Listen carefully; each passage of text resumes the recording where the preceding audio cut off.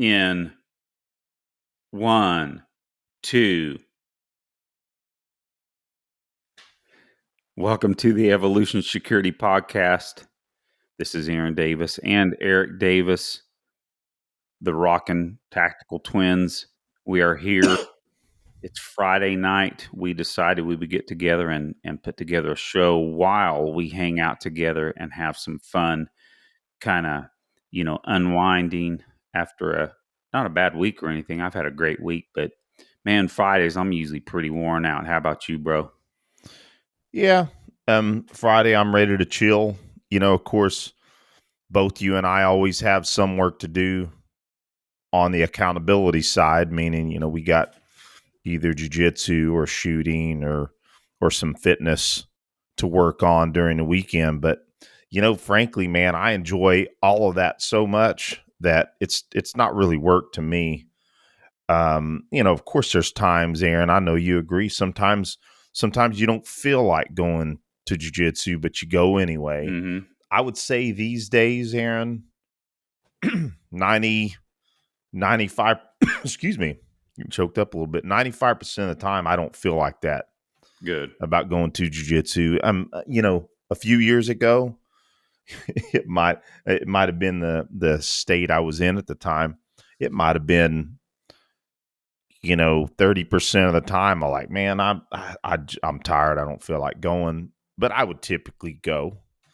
But yeah, I don't feel like that much anymore. And man, when it especially comes to going to the range or when my kick ass home gym, which I got a little addition the last couple of weeks, I'll like to talk about here in a second. Man, I frankly love working out, man. Killer. Yeah, I've got some stuff to talk about jiu-jitsu and working out, etc. But Eric, before we go much further, I do want to say something about the class that I am teaching here October 28th. I'm teaching the EvoSec Defensive Pistol 1 class on October 28th here in the Tulsa area. Go ahead and go to the show notes where we have the Eventbrite link for that class. It's going to be a great class for the citizen that carries a gun to protect themselves. I'm really hoping that some of our audience shows up and we can meet in person, have a lot of fun. I believe the class is going to be great for you. So check that out. Come and see me, and let's have a lot of fun training together. And Aaron, I will also put it on our website too. Good deal. Good deal. Well, then, and also while we're at it here, I also want to implore you, audience, to go ahead and go to iTunes where you listen to these podcasts and give us a rating and give us a review. That helps us know where we are, and that helps us get out more to listeners like you. Now, Erica, I do want to say this, just a funny little point. Now, if you do feel that we deserve a 1-star rating, do us a favor and write why. Yeah. I think it was the other day that we had a few more ratings come in, and then one of them was a 1-star, but no feedback on it. So, due to me, I call that a drive-by 1-star. Oh yeah, probably somebody found us, doesn't like the subject matters. Here's Yep, go what ahead. my hypothesis is that it's someone I offended on a guitar forum or on Instagram or something. There's no way getting around it. But why do we have 90 something percent 5 stars, and I think it's like 3 1-stars? There's nothing in between. Which is it, Yeah. man? And what's the current rating? So if over 95 some odd percent is 5-star, and yet I think our rating right now is like 4.6. How's that math come out? Yeah, I have to look at it. But it's, hey, we'll take some 1-stars. That's fine. But Yeah, yeah, if you we're do gonna. feel that way, come on, give us why. Don't just do a drive-by 1-star now. So yeah, give us a rating. Enough about that. Give us a rating and review if you would, please. That helps us. And Aaron, I'll also add, if you're on Rumble or YouTube, find us EvoSec and subscribe. Like a few videos too, because I know it's good content. I mean, we believe it is not because it's us, but because we have killer guests. That's what our show is about more than us. It's that we have the top industry leaders in self protection. So of course we believe that content is good. So again, repeating, not us. We're we're pushing the folks that we learn from, our mentors. So yeah, if you like this show audio wise, do us a favor and go over to YouTube and subscribe, because boy, do we have some minuscule numbers over there compared to our numbers on audio. It's kind of crazy. I think some of it is, it's a really saturated world. Oh yeah. When it comes to video, and again, video is shorter content. We keep talking about we're gonna do shorter content. We got some stuff that's about to roll out, but it helps us grow on that venue as well. So please go out and subscribe to our YouTube and Rumble channels. We appreciate it. So Eric, I think that we're going to jump into some fun, basically a jam session about accountability. Have some fun updates, bro. I've had a good week, and hold on just a second. All right, audience, my son needs a piece of paper. Get in here. Sorry. What's up, Josh? Say hi to everybody. Say hi to the world, literally. Hello. There's like one piece of paper with it. Did you get it? Yeah. Come on, dude. Is there not any more in there? No. Sorry, dude. That's it. Talk to your inventory manager about that. I.e., Rebecca. All right. Back to the show. This is a live show. Yep. Sometimes your son needs a piece of paper, and then there's not enough paper. Okay, so what was I talking about? An update from this week. Now, first off, Eric, this is kind of fun. So for my musician stuff, right, there are gigs that I play where I am playing direct, and I'm playing, in other words, I don't use an amp. I record with or play with a digital amplifier, and it's a large group. Actually, usually it's at church, and we have a digital system where I mix all my everything going on my iPhone, and I have a monitor system that goes to these custom in-ear monitors. So I just got these. My last pair was 8 years old, and they kind of started falling apart. And several weeks ago, actually about 7 weeks ago, I placed an order for these, and then had to go to an audiologist and have impressions of my ear done. And finally, they showed up here, custom made from Portland, Oregon, a company called 1964 Audio. Bro, so now you can get way more expensive and way more drivers, but these things just sound incredible. So Eric, there are 3 drivers with crossovers that take the lows to the low driver, mids to the mid, and then of course treble to the treble driver, and they're all specific drivers for those frequencies. And man, I was blown away when I put these in. It's like plugging a set of studio monitors into your brain. Aaron, do you mind if I ask the cost of those? Because man, bro, I'm interested. These are right at $900. Okay. So definitely not super expensive, but they're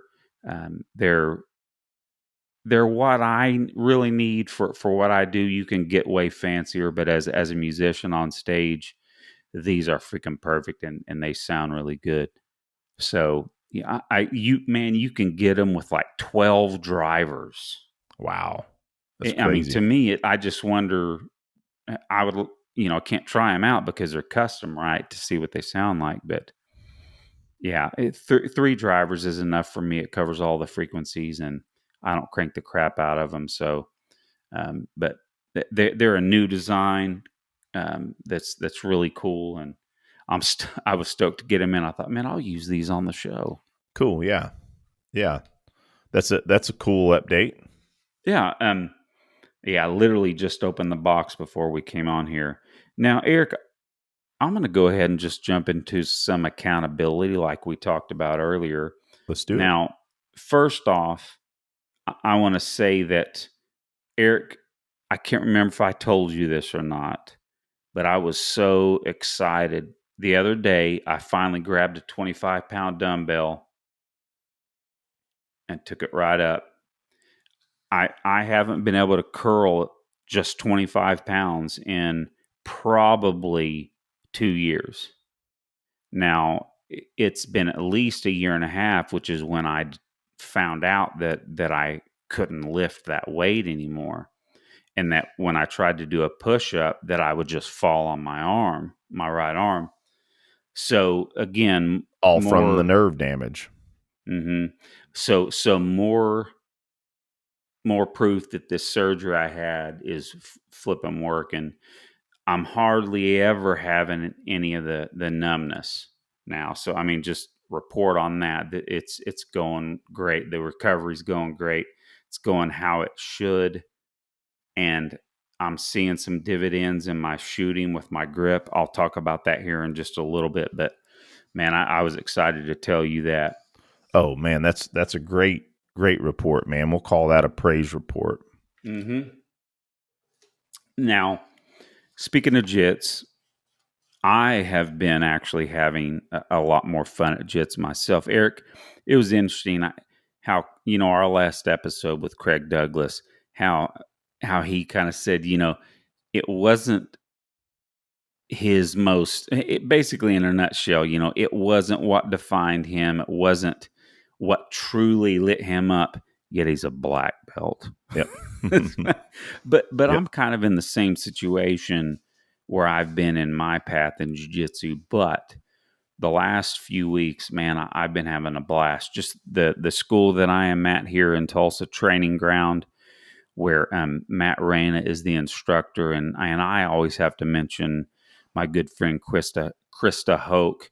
She is often one of my partners, and they are just so great about helping me ease back into jiu-jitsu, protect my neck, and all that stuff. It's just they are such a blessing. So I always love to give them a shout out. Just they become great friends, and I have a blast working there. So Shout out to Matt and Krista for certain. Yep. So, and this brings me to one thing, another shout out to one of our sponsors, Origin, who, man, make the best gis and jiu-jitsu gear that there is available. Let's Yeah. just be frank there, bro. But just real quick. So I had not worn my Axiom in a long time. And actually, I had never worn it to this gym. And I wore it. I mean, within a few minutes, at least 3 people came up to me and go, "Man, I just got to feel that gi. That looks amazing." It sounds like Awesome. I'm doing some goofy commercial, Well, but that's what gi were you 100%. wearing most of the time beforehand? I usually wear my path gi because it's a little cooler. Mm-hmm. Yeah. But since it's getting a little bit cooler, I felt like I could break out the Axiom. And so here pretty soon, man, even for summer, I don't need it anytime soon, but I'm going to get one of their thinner gis that is basically just the pants material. Mm. There's a pretty cool OD green one I think I'm going to get. I need to get some rash guards too. Our school is starting to, not make you, but suggest that you wear rash guards for your rank. So I need to get a blue rash guard from Origin. But hey, go to visit originmaine.com to check out everything they have, from jiu-jitsu gis and then the Jocko supplements. Just amazing American made and American produced gear. Yeah, and actually, Aaron, we can point them to our show notes, and they can go to the affiliate link that is in the show notes, because if they click through that and they buy any products, it helps us. We get a little kickback from Origin, and it helps Origin know that their investment in us is worthwhile. So, Yeah, thanks, buddy. So now I went to the range. I actually specifically waited to go to the range until today. And I did want to give a quick follow up. I don't remember if I talked about this on the show or not, but I've been having problems with both of my 19s. And it started last year when Graham was borrowing one of mine for the class we taught together. And the weirdest thing, they would shoot just fine, but then sometimes not go into battery. Now, normally, that would, if you've got some malfunction problems, people think it's your grip. Well, a grip malfunction, in my experience, is nearly always a stovepipe, because you're absorbing that recoil and the slide's not being able to go all the way back and eject that spent brass while it's loading the next round. But this was literally just, so this puppy's unloaded. It was literally just stopping right there before battery, and it wouldn't go in. That unless someone can tell me different, that doesn't sound like a grip issue. Doesn't to me either. So what I really believe, and it's kind of proven my hypothesis, that I had ordered a little batch of springs from a particular online store. I don't want to bag on them or anything, but I mean, it's all supposed to be OEM stuff, and it was, but I think I got a couple of bad springs because they were in the same package, and I'm putting brand new springs in these pistols, and they're both of them messing up. So now I ordered some more springs, and they're both running awesome. Again, I shot a ton single-handed today with both pistols and not a single hiccup. And before I put these newer springs in, if I was shooting single-handed, it would not go into battery every other round, every 2 rounds. I mean, it was ridiculous. Glad to hear that's worked out for you, buddy. Boy, yeah, that'd be frustrating as heck, especially my new bore sight solutions here. I mean, my flipping Dream 19 wasn't working right. So I have a match tomorrow at Eric Fusion's place there in Bartlesville, Oklahoma. Man, I'm looking forward to it. Going to have to get up early because it's a smidge of a drive, but man, he puts on a great match. It's challenging. I would say it's more akin to a regional or state match than a local match, because he knows how to put some challenging stages together. So I'm looking forward to that. Now, so today, what I did, Eric, I've talked to you about this. I have been really having a very, very simple practice when I'm doing live fire, and that I'm leaving the timer alone. Some people may agree with that. I'm sure Tim Heron, if you're listening, you're going to smack me. But I am trying to only focus on a few things. And it is literally just gripping the heck out of my pistol, because with my strength, started realizing how much my grip had suffered. So at the match tomorrow, right before the buzzer, I'm going to think grip, grip, grip. And that's all I'm going to do, because if I focus on the grip, my recoil is where it needs to be. My dot's going to go back to where it needs to be. I'm going to have less or almost no dipping of that muzzle, and or right the dot below where I fired the last shot from. and it all just flows from that grip, man. Practical shooting, grip is freaking king. Oh Would yeah. you agree? Oh, absolutely.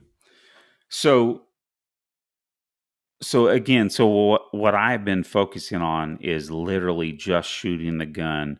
The 4 to the body, 1 to the head part of the 5x5, I do that multiple times each session. But I'm also about 50% of the rounds I'm firing, I am shooting strong hand only and support hand only. Yeah, I need to That, take your lead on that, frankly. bro, I think I said that in a text. I believe that alone, if I keep doing that, I'll class up in IDPA with that alone. So yeah, I'm gonna keep doing, and I'm gonna keep doing. I want those single-handed shooting positions to be at least 80% as comfortable as both hands, because now I would say probably about 35-40% as comfortable, but before, man, it was 20%. It just felt so foreign because I had not been working on it. And Eric, so following you, since you've been working that B8 bull really hard. Now, I did not run the bull, but what I did do is, Eric, do you remember the designation of that range master target that's behind me? The designation? You know how he has a number on it? I wish I could go over there, but I'm hooked to my in-ears here. I don't have it to memory, buddy. I'm sorry. Okay, no problem. But a lot of people might be familiar with it. It's the target that Tom uses at most of his Yep. classes. It's the standard range master target. Yep. Mm-hmm. Yeah, and so it's got an 8-inch circle and a 10-inch circle, and so I went out to 25 yards and ran maybe 3 mags, and it was the best 25-yard shooting I had done since maybe, again, before I really started having the strength issues. Now, this may not be something to write home for some shooters in our audience, but so basically, I wish I would have taken a picture of it, but I had about 70% in what would be the 9 ring, Mm-hmm. and then 90% was all in the 8 ring, and then I had just a little bit out in that 10 ring, or 10-inch circle. Mm-hmm. But I mean, let's just say again, 90% would have been in the 8 ring. Yeah, awesome. That's good for me, and I'll tell you this: it was a heck of a lot better than when I was shooting 25 yards with Jeff Gonzalez standing next to me watching me. I remember that was discouraging for you.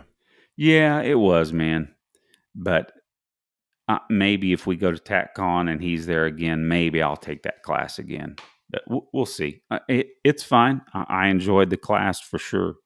He still helped me out a bit. So, but I was stoked about that. Now, bro, I think that's it for me on accountability. I'm looking forward to shooting tomorrow. I'm stoked my guns are working right, and I do know this, that I am feeling what I need to feel when I'm shooting with that grip, and seeing what I need to see. At least I'm dialing it in tighter than I did before I had surgery. So that the surgery's helping, and my practice focus is helping me. So I'm planning to do pretty good tomorrow at the match. Oh, I'm expecting it, and I'm looking forward to hearing how it goes. Eric Fuson, or is it Fuson? I'm Bro, sorry, I'm man. not sure how to pronounce I his think it's name. We've known Fuson. him for 20-something years. I know.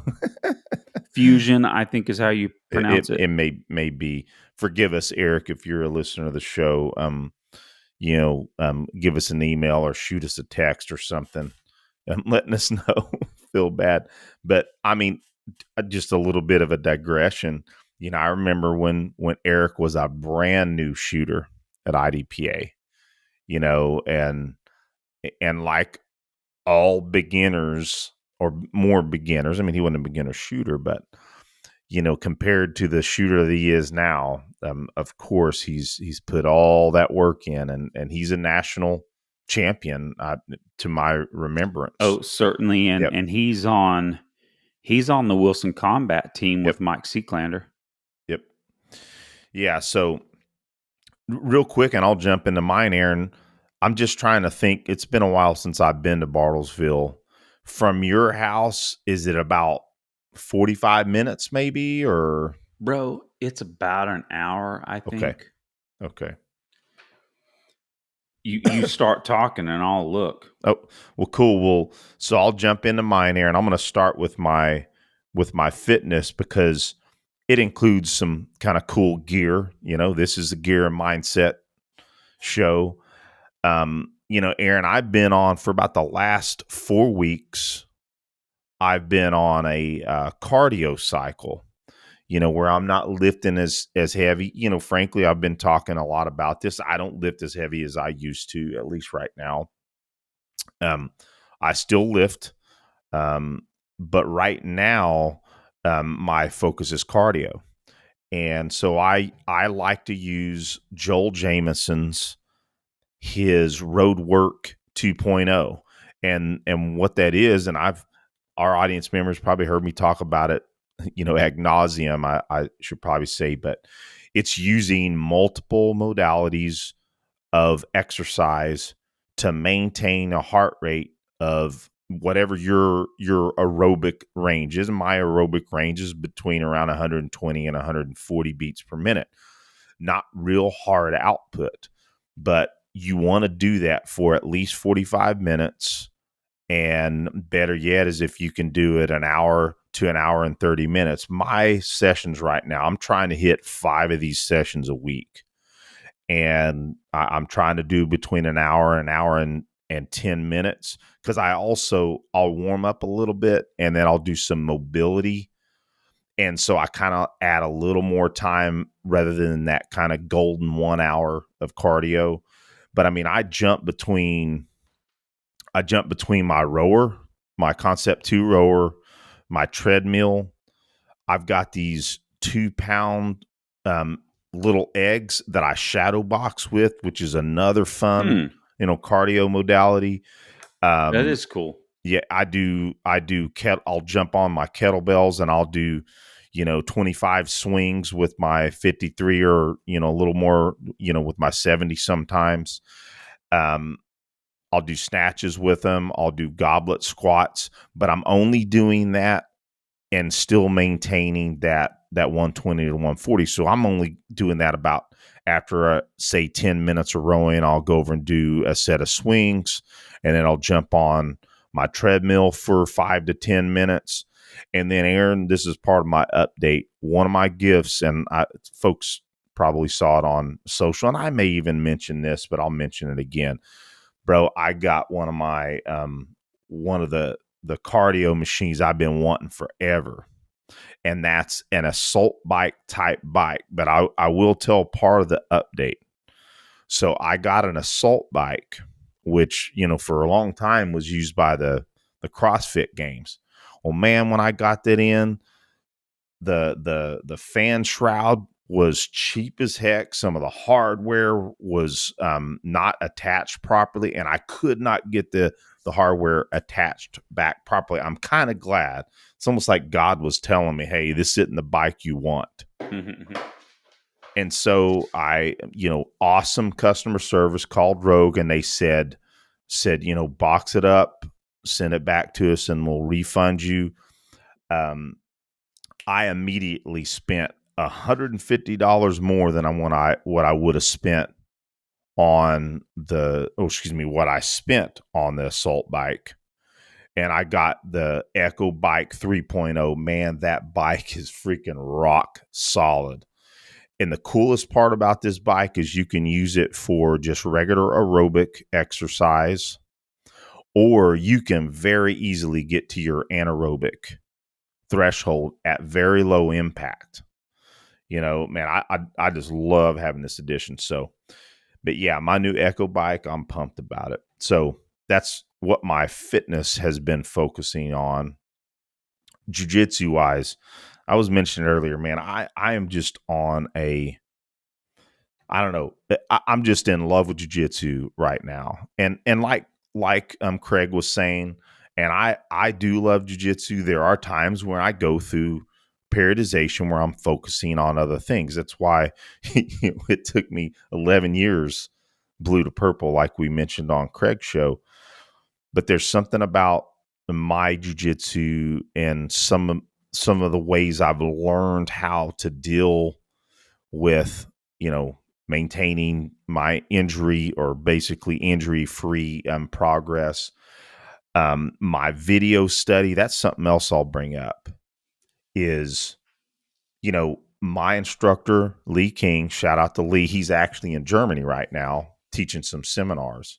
Been Cool. seeing some pictures come back. It's been cool seeing him do that.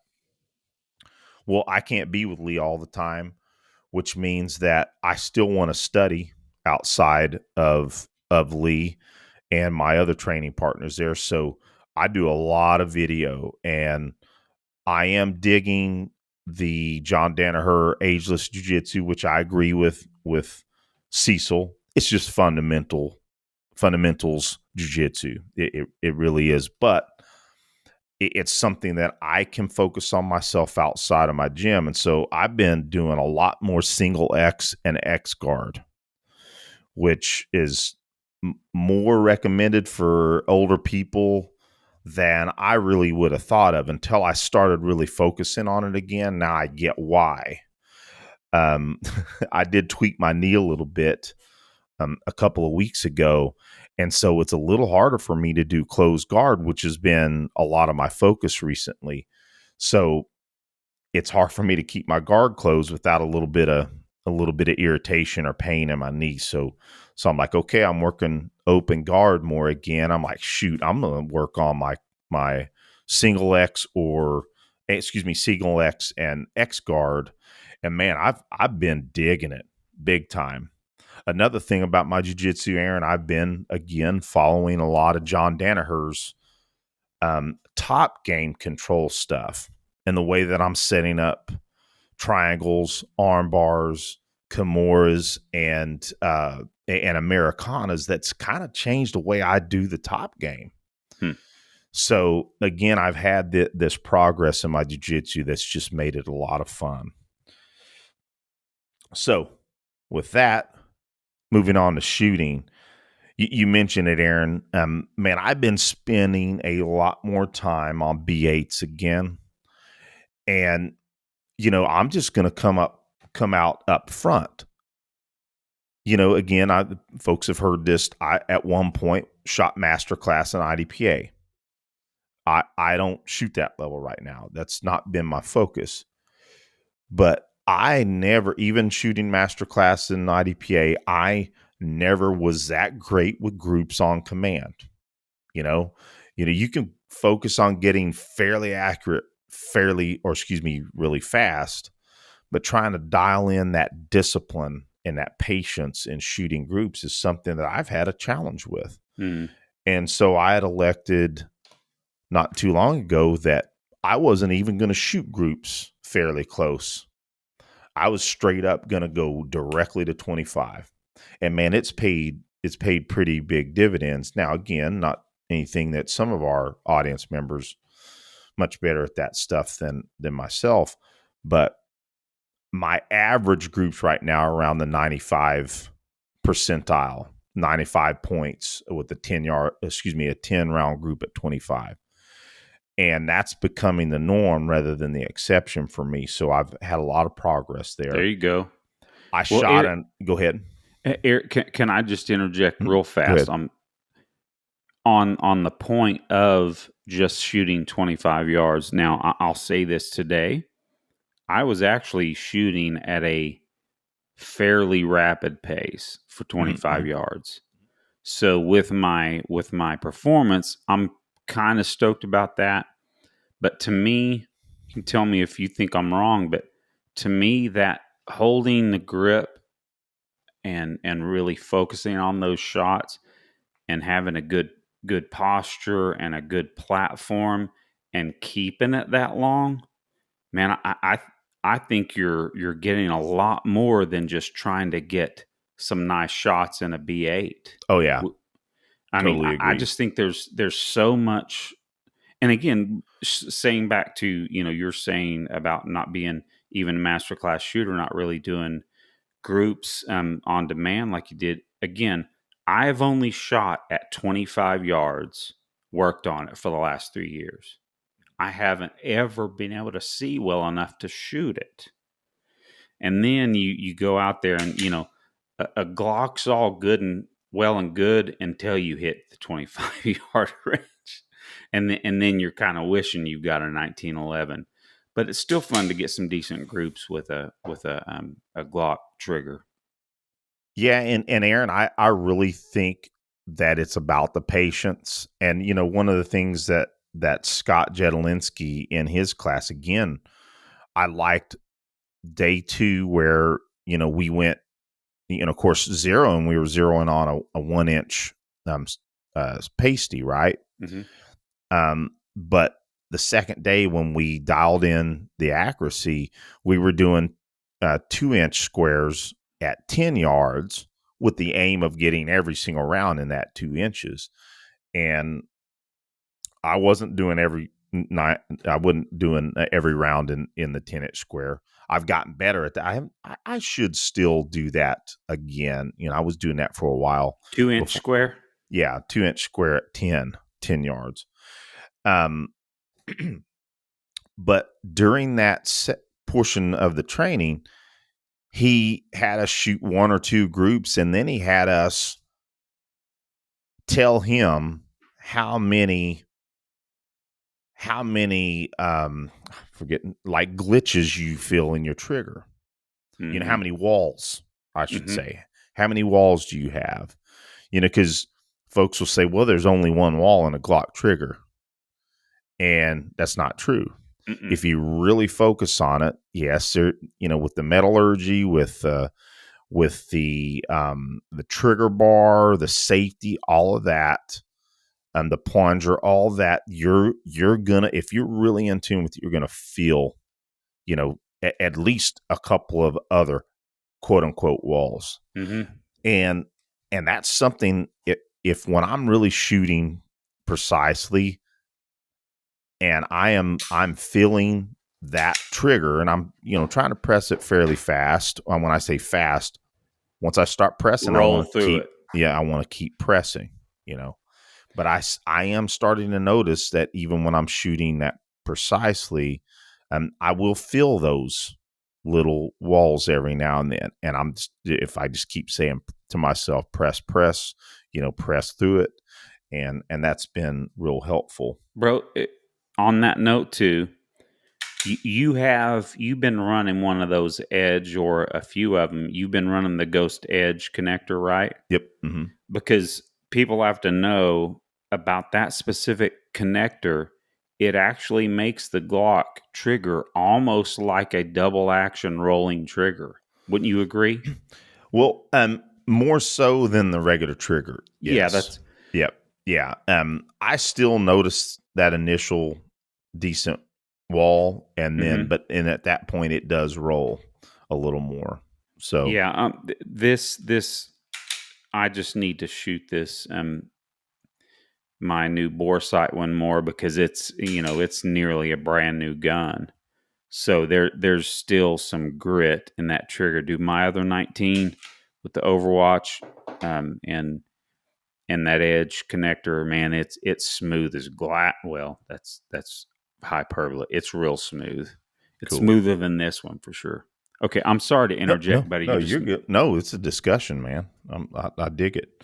So, so yeah, back to, so that was, shooting groups, this last session. Then Aaron, I decided, hey, I'm going to shoot the excuse me, the Range Master B8 Bull test.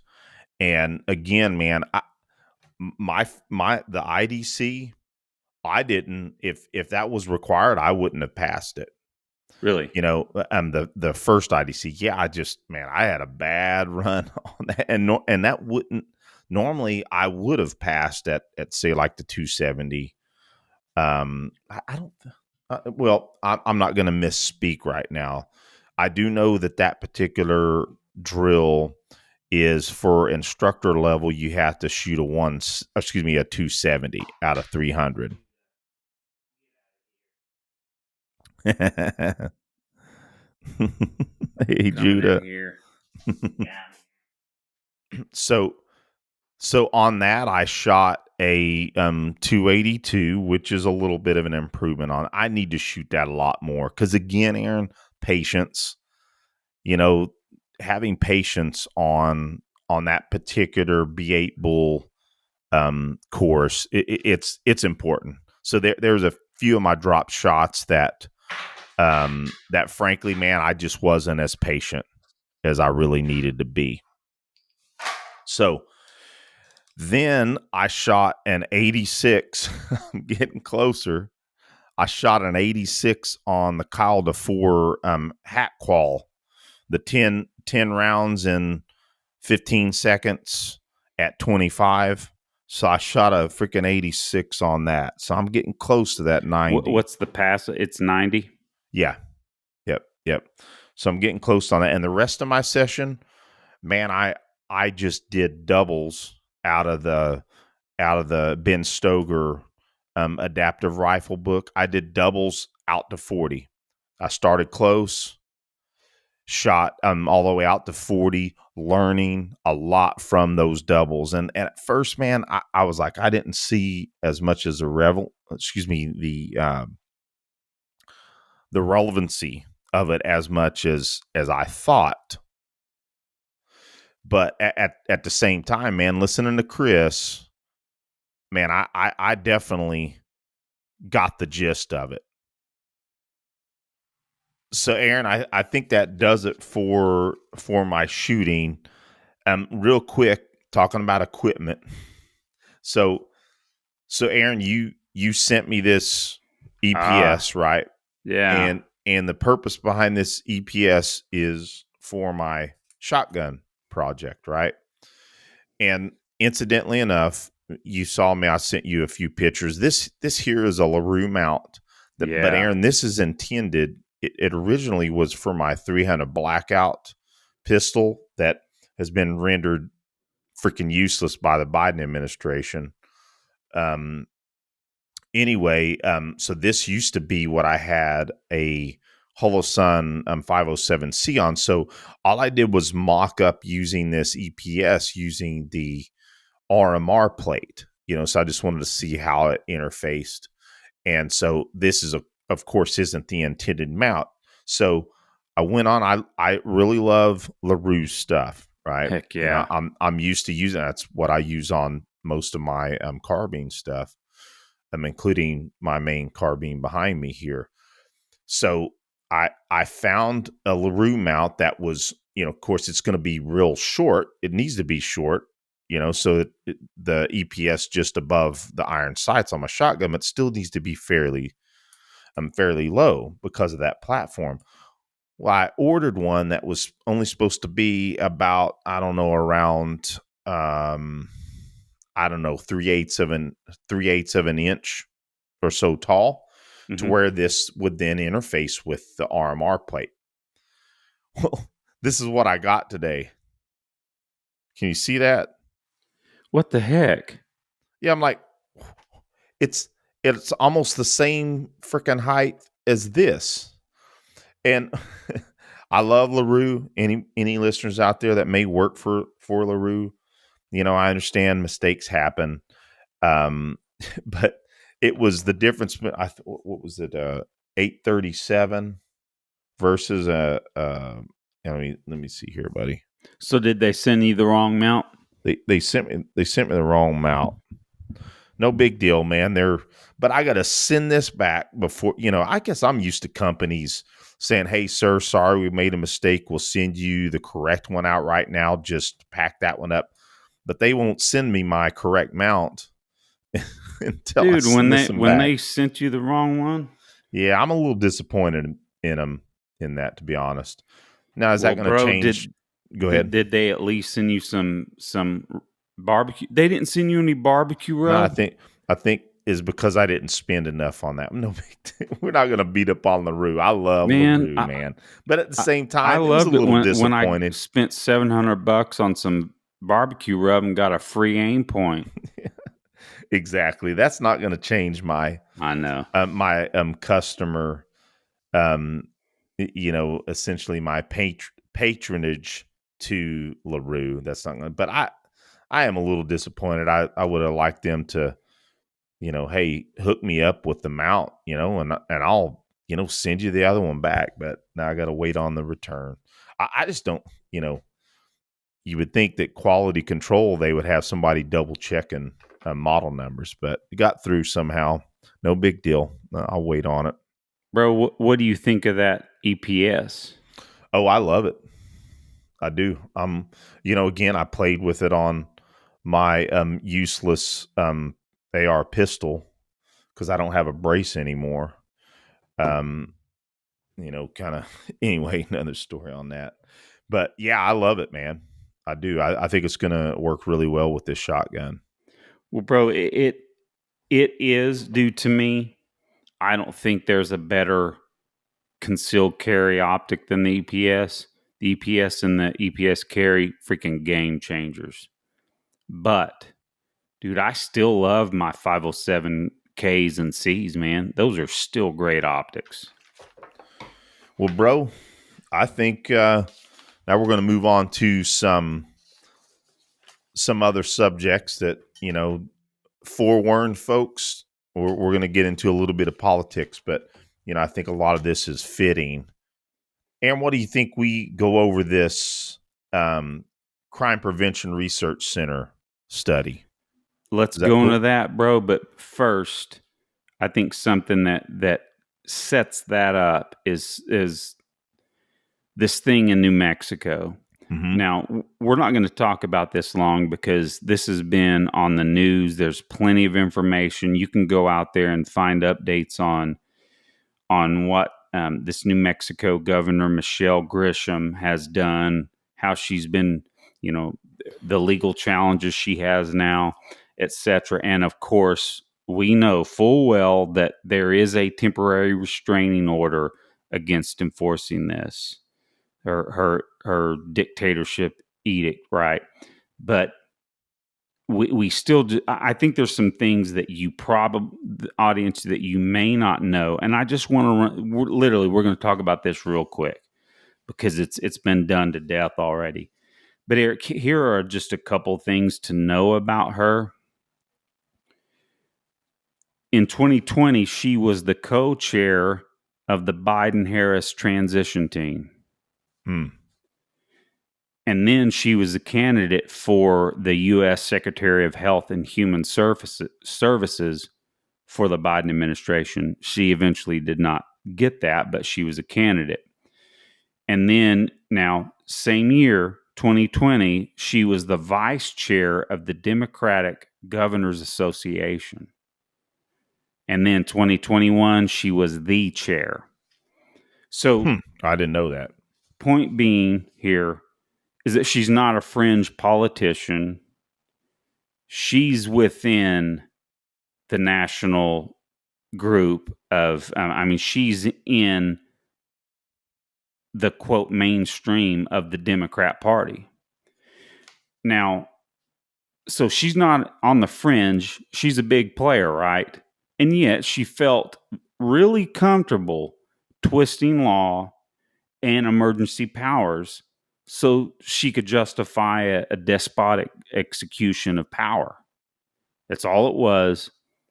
And once again, here we are, and this is what segues into your subject you're about to talk about, Eric. I heard her on the news today saying that she was doing everything she could to keep New Mexicans safe. Once again, we've got a politician or a group that is singling out concealed carry citizens as the problem, as a danger. And what you're about to talk about here in a little bit with the FBI issue of understating citizens in what's it called? Sorry. Mass I'm losing my shootings, train of buddy. mass Yep, that's shooting okay. events. Pardon me. Losing my train of thought. But again, focusing on us as the danger, and that's literally the opposite of the truth. Now, I hope she's impeached. I hope she is, man. Because if there's anything that deserves impeachment, one of them is completely violating the rights of her constituents and United States citizens, whether they be in New Mexico or near North Carolina or Oklahoma, right? Well, Anywhere Aaron, else. obviously, it's a violation of the Second Amendment. Aaron, it is also a violation of the New Mexico Second Amendment as well. Their statute. And I mean, it's actually got a, I had intended to be prepared to read it off, but, being as it is tonight, dealing with the roof up in New York. But anyway, that's another subject. I didn't have a chance to pull it up to make sure I could read it verbatim. But yeah, I mean, it's completely trampling upon the state statute as well. Well, I will say this. Some may ask why we're talking about politics again. I'm kind of, I'll be nice about this. This is a self-protection show. This is a show about being healthy, having a fulfilled life. And having a fulfilled life is being able to protect yourself if needed. Okay. And this is an issue, politics. Let's get down to freaking brass tacks. These political issues 100% will and all have have always and will affect your right to protect yourself in the most efficient and effective manners, specifically in this sense, firearms. So when you tell people, law-abiding citizens, that they can't carry in a dangerous city, you're affecting their ability to protect themselves because they're going to abide by the law. They don't want to get ticketed or taken to jail, etc., prosecuted. So they're going to leave it at home. And this woman's going to think it's okay for the little peasant to die or be affected for the rest of their life by a life-altering injury. When she said she knows that criminals aren't going to abide by this edict, and as she's saying it, she's got plenty of people around her with firearms. Okay, I know that's trite, so I'm just going to leave that alone. And now I'm going to get again even further down to brass tacks here, guys. You may very well have pro-freedom Democrats at your local level, and you may have anti-freedom Republicans at your local level, and even at the House of Representatives. There's, 435 representatives? I believe so, buddy. I may have that wrong, but hey, there's a few hundred. So, but here is the issue. And there is a preponderance of evidence of this. All you have to do is look around you and look at the news. If you vote for a Republican, they're likely not going to try to infringe on your Second Amendment rights and other rights. But Democrats, they're, on the other hand, very likely that they will infringe on your Second Amendment rights and your freedoms. We have all kinds of examples of that. Point is, I don't give a crap about Republicans or Democrats. Or we have a two-party system, and then there is a continuum on both sides of very conservative to left, fairly conservative to left on both sides. I know that. There's a continuum.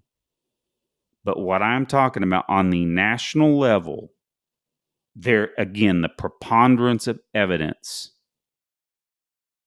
who you vote for is going to affect your Second Amendment rights now and in the future. We don't know what the freaking future holds, but if there's back full circle, if a prominent player in the Democrat Party thinks she can literally just with a pen cancel out people's rights, inseparable from their very being. That's what God-given and unalienable means.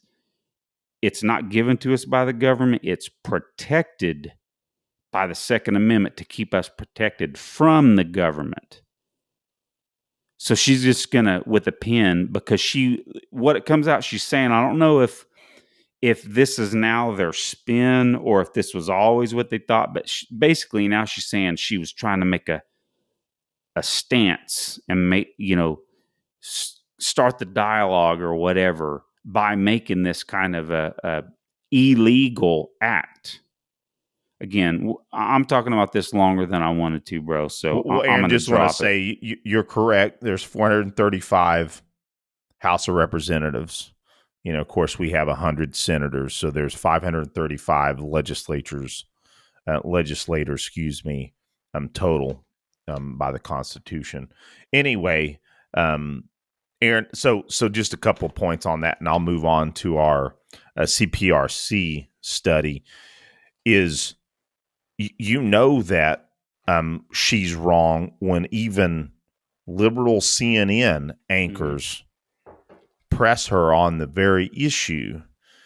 And she's a lawyer by trade, by the way, which, again, it's amazing how many lawyers are leftist Democrats. But anyway, and there's all kinds of awesome lawyers out there. I don't want to sound like I'm beating up on lawyers, but it just is interesting to me how many lawyers are in government.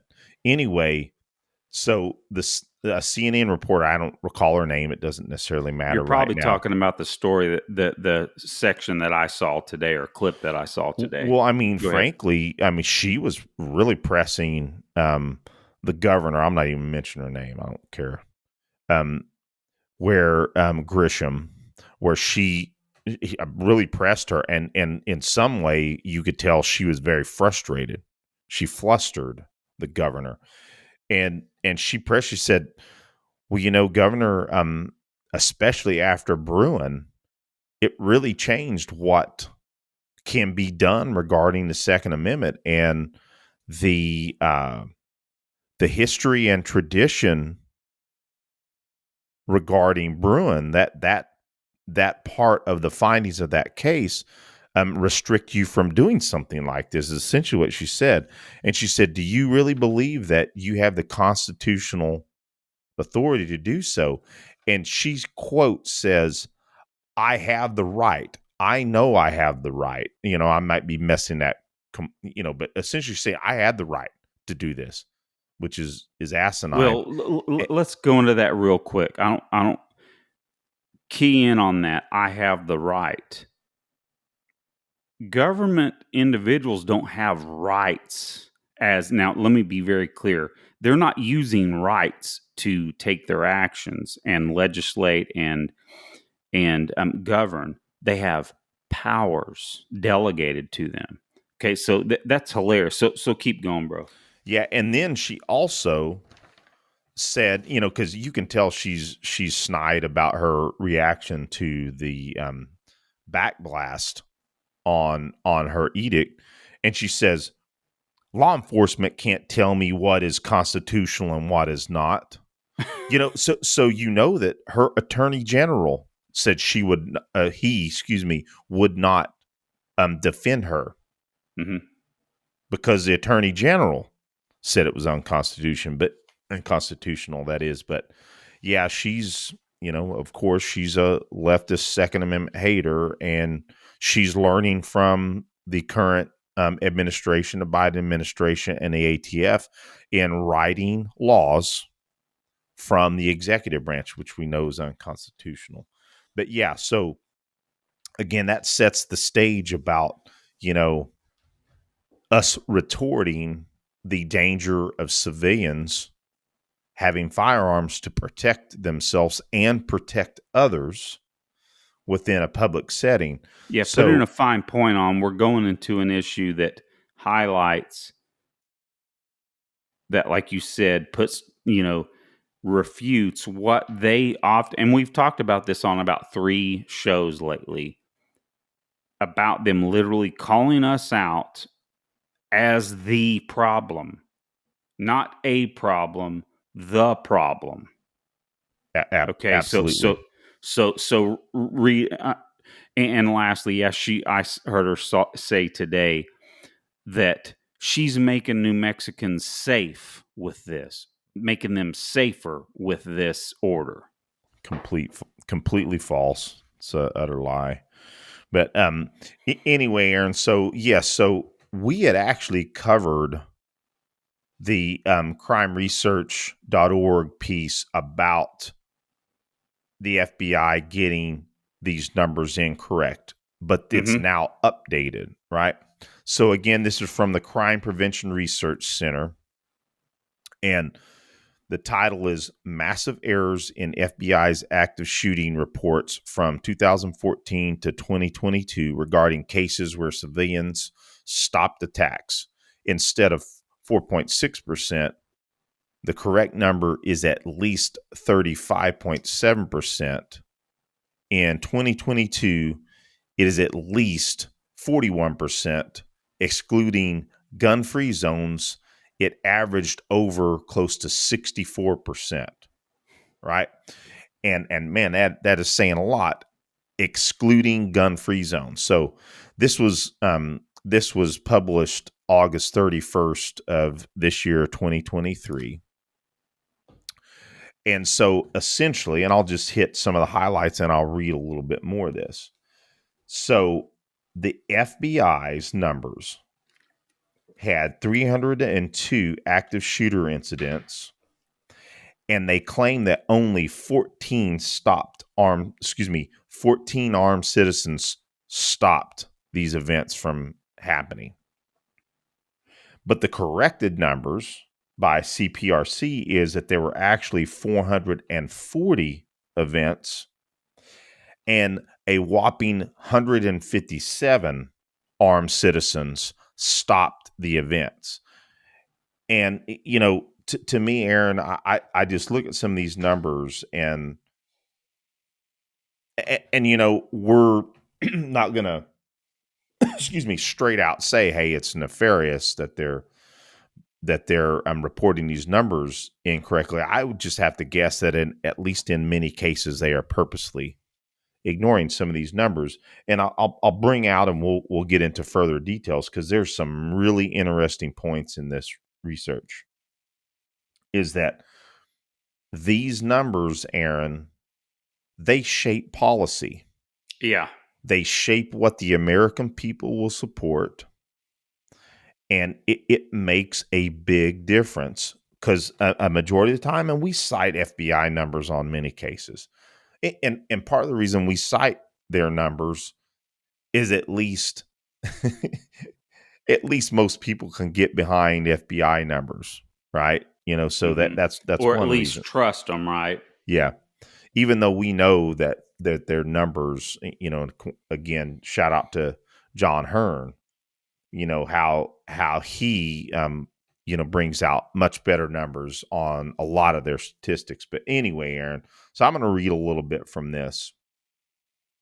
So in the introduction, the shooting that killed 3 people and injured another at a Greenwood, Indiana mall on July 17th, 2022 drew broad national attention because of how it ended.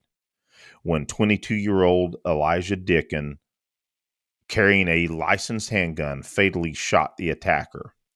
While Dicken was praised for his courage and skill, squeezing off his first shot 15 seconds after the attack began from a distance of 40 yards, much of the immediate news coverage, drew from FBI-approved statistics to assert that armed citizens almost never stop such attackers. Quote, rare in U.S. for an active shooter to be stopped by bystanders, the Associated Press. Quote, rampage in Indiana, a rare instance of armed civilians ending mass shootings, Washington Post. And after Indiana mall shooting, one hero, but no lasting solution to gun violence, New York Times. So, and we spoke about this again before, is that it was near immediate that the media wanted to come out and say, well, in this instance, it might have helped, but in most cases, it doesn't happen. This, when citizens are around to be able to stop it, it's rare, and not only that, it's also more of a danger to the citizenry, which is, again, we'll talk about that here in a second. Evidence compiled by the Crime Prevention Research Center shows that the sources the media relied on undercounted the number of instances in which armed citizens have thwarted such attacks by an order of more than 10, saving untold numbers of lives. Of course, law-abiding citizens stopping these attacks are not rare. What is rare is national coverage of those incidents, and that's key. The national media doesn't want to cover them, and they don't cover them. Although those many news stories about the Greenwood shooting also suggest that the defensive use of guns might endanger others, there is no evidence that these acts have harmed innocent victims. So we already talked about the fact that the FBI claimed that only 14 stopped 302 active shooter incidents. So I'm, going to kind of breeze over it. And again, this is during the period of 2014 to 2022. Yet, an analysis by the CPRC identified a total of 440 active shooting incidents during that period and found that an armed citizen stopped 157. A previous report looked at only instances when armed civilians stopped what likely would have been a mass public shooting. There were another 27 cases that we didn't include where armed civilians stopped armed attacks, but the suspect didn't fire his gun, which I would argue myself that that's one of the, and of course in these statistics, obviously that's probably proper. But again, I think that drives home more of the point of the efficacy of civilians carrying firearms, because 27 cases out of all these 440, you could have added that 27, and those individuals still stopped the incident.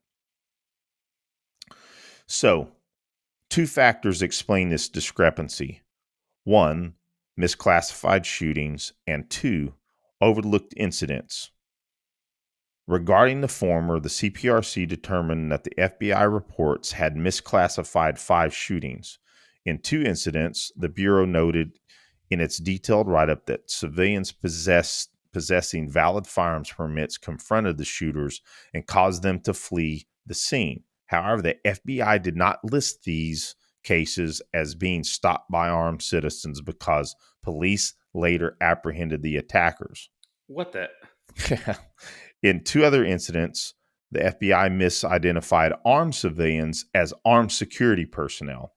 And, I won't read every bit of this, but again, one of those such instances was when Jack Wilson, ended that shooting in the West Freeway Church of Christ in White Settlement, Texas.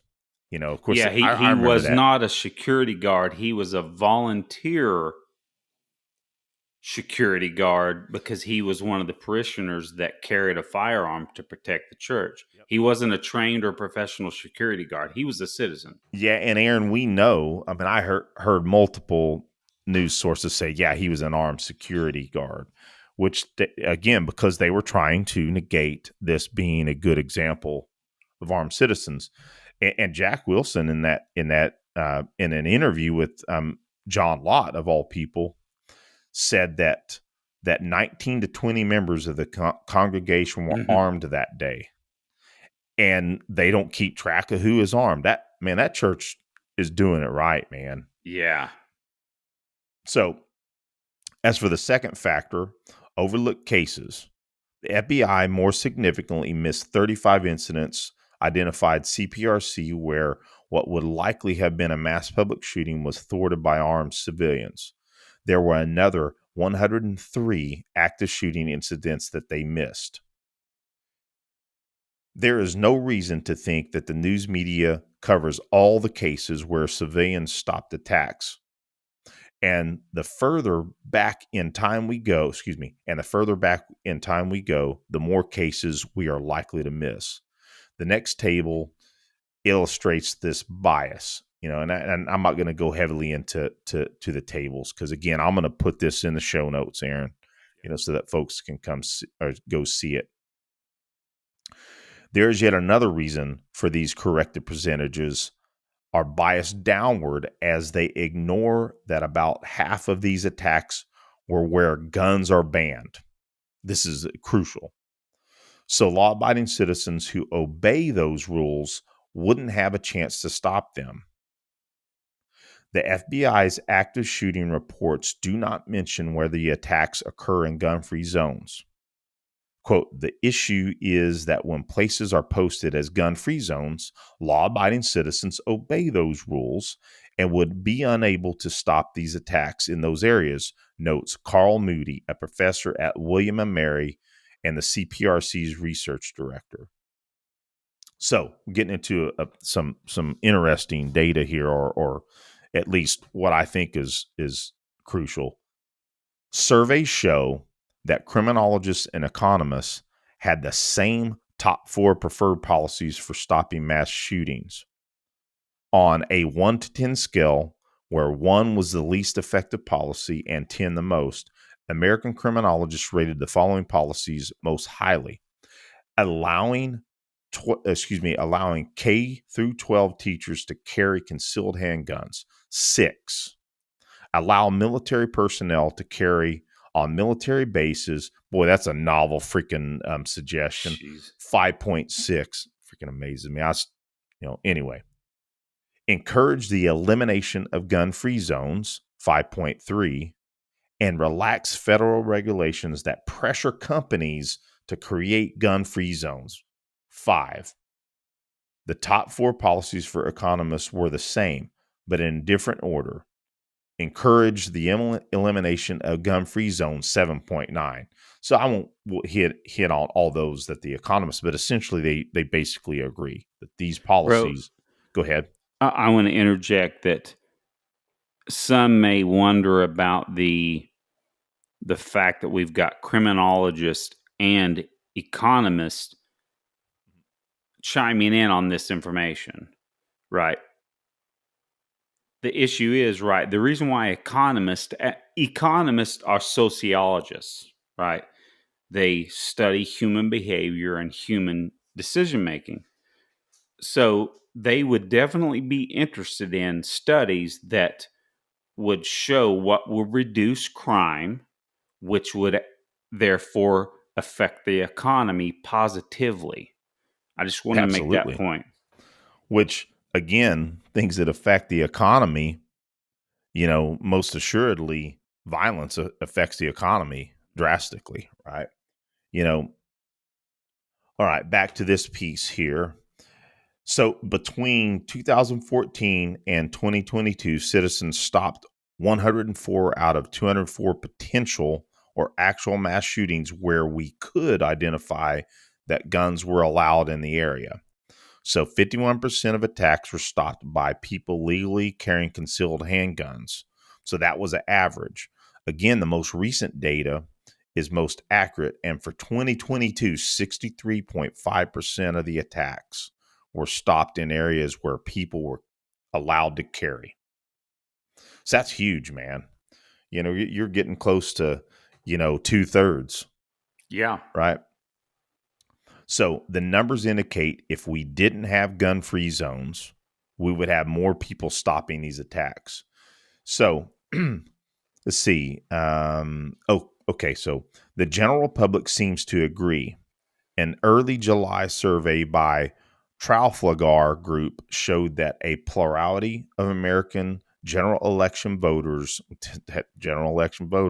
believe that armed citizens are the most effective element in protecting you and your family in the case of mass shootings. First on this list was armed citizens at 42%, followed by local police 25%, federal agents at 10%. None of the above was the answer chosen by 23%. So to try to cap this all off, because we're sitting close to the time we were planning on capping this off. Do concealed handgun permit holders who stop these attacks pose a danger to others? Again, kind of dialing back to what you were talking about. Yes, sir. With Governor Grisham trying to claim that concealed carry holders are a danger. News outlets often raise concerns that allowing concealed handgun carry will result in innocent bystanders being shot or in police accidentally shooting permit holders. White's AP dispatch on the Greenwald shooting quoted Adam Langford, identified as a criminal justice expert at the University of Alabama, who stated, "While it's certainly a good thing in this mall shooting that someone was able to stop it before it went any further, let's not think we can substitute that outcome in all past and future incidents. If everyone's carrying a firearm, the risk that something bad happens just gets much larger." Completely false. Professor Moody, who studies mass public shooting, notes that such warnings are misleading. Quote, "The media and gun control advocates always seem concerned with the worst possible outcomes when firearms are involved. We know that armed citizens do, in fact, stop active shooters. And while there's a possibility of a bystander getting hurt, the data put together by CPRC show that an armed citizen has yet to accidentally shoot an innocent bystander. We also know that the police have accidentally shot the hero citizen just once. That was in Colorado, June 21st, 2021. That's not something that would normally happen because the police usually arrive long after the incident is resolved." Yeah. So all the experts interviewed by the Washington Post and the New York Times argue that stopping these attacks should be left to the police. Which, again, a shout out to all our police officer buddies, some of our best friends. Yep. Right? Our police officers. But again, they cannot always be there, and in many cases, they are not. Unfortunately, actually, let's put a fine point on that. They're almost never there. I did my homework and reading this. That the fact is that they specifically state that they're almost never there when something like this happens, and it's a lot of the time because someone that's wanting to commit one of these mass public shootings is doing their tactical duty or due diligence and making sure no cops are around to stop them, right? Yep, exactly, Aaron. So here's another interesting finding. But many in law enforcement disagree with this notion that civilians are going to be the problem. In March 2013, Police One surveyed its 380,000 active duty and 70,000 retired law enforcement officer members. Wow. 86% of members believe that casualties from mass public school shootings could be reduced or avoided altogether if civilians had carried permitted concealed handguns in those places. 86%. So that's law enforcement, right? So I think, we'll just close it on that note. Drop the mic on that, bro. So, well, Aaron, I mean, sometimes in these instances, we get a little worked up, but ourselves, our family's safety, and mainly our fellow man. We want what's best for the good people of the United States and frankly throughout the world. Very many of those individuals don't have our same rights, but let's just say the United States citizen, our fellow man, we want what's best for them. We would not wish upon our society. Aaron, you and I are logical people, right?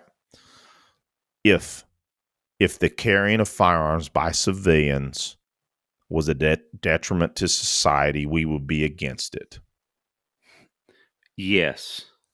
So, I know that's not overly profound to other individuals, but I like to think that in my heart of hearts, if I saw the evidence that firearms in civilians' hands was a detriment to society, I will be against it.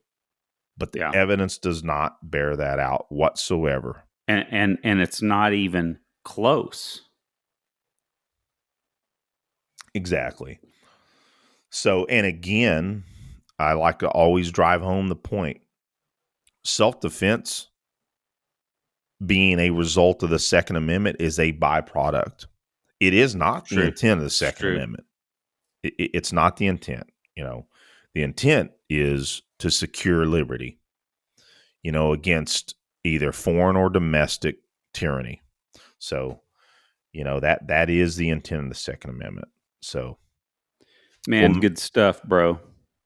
you too, man. Thank you for putting your very concise, succinct points together as well. We're a good team, bro. I think so. I think we always have been. I mean, from the womb. Other than you pushing me out of the way and beat me out the door, that was bullshit. I remember being really pissed about that. But no, Yep. seriously, on a personal note, as we celebrated our 50th birthday a couple weeks ago, we've been a team for a long daggum time. And if people could only understand, listen to me, how fun it is that we do this show together and that it's been as successful as it's been. I never saw myself doing anything like this, but the fact that we're doing it together, man, it's a freaking blast. Yeah. Epic, man. I agree, brother. Man, I love you, man. Love you too. And I'm going to go get some rest because I need to do the best I can in my match tomorrow. Assuming, what are you going to hit? What are you doing tomorrow before I let you go? So in all honesty, man, I'm probably going to hit the range again myself, but I got a nice workout in the morning, and I'm going to be getting some rest tomorrow too because I got open mat on Sunday. Frankly, I'll just add this. I didn't talk about this last Sunday, man. Open mat. I had some hard rounds, and also, man, I gathered a few guys and did some Greco rounds. And I'm just going to say this on the air. I think I opened the door for some folks understanding the major efficacy of Greco. Now, Awesome. when I'm coaching in the mornings, I coach Greco stuff, but it's not as big in the evenings. Lee teaches it sometimes or has us do some of her warm ups, but I will tell you, man, I had a lot of the guys in the gym on Sunday going, man, this stuff is important. And so, but I will tell you, man, that was 2 hours of hard workout, and man, I had to take the next day off. I was so sore, and I've been training pretty hard. So, all right, man, you have a good one. Get your rest. I'm looking forward to hearing an update tomorrow. All right, bro. All right, Love you. Have a good love you night, too, man. man. Bye. Bye.